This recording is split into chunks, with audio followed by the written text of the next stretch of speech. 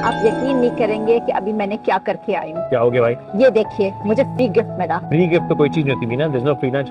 Free में कैसे मिल गया? पैसे फ्री है, उन्होंने कहा 35 रिंगिट की जो शॉपिंग करे तो आपको फ्री मिलेगा। तो मैंने ये एक चीज ली है 34 रिंगिट की थी, तो 35 करने के लिए मैंने फिर 34 का एक और चीज ले ली, तो वो 80 रिंगिट हो। अबे भाई ये 80 का बिल है। हाँ आई नो। उन्होंने कहा 35 पूरे करो तो मिलेगा। 1 रिंगिट की कोई चीज नहीं थी, 10 की भी नहीं थी, तो 34 था या 80 था?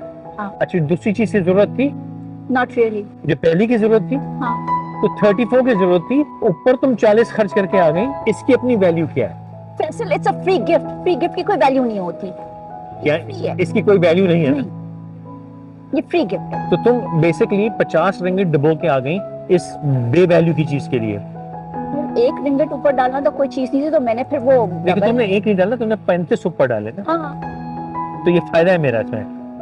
या हाउ इज इट, मतलब फायदा कैसे हुआ इसमें? फ्री गिफ्ट मिला ना, तो ये फायदा है। ऑब्वियसली। कसूर मेरा है, तुम्हारा नहीं है। मुझे सोचना चाहिए था जो औरत मुझ जैसे मूर्ख से शादी करे उसकी अकल ऐसी खोटी होनी थी। अब भाई जिंदगी भर ये लुटते रहेंगे और फ्री गिफ्ट लेते रहेंगे। नसीब अपना अपना भैया।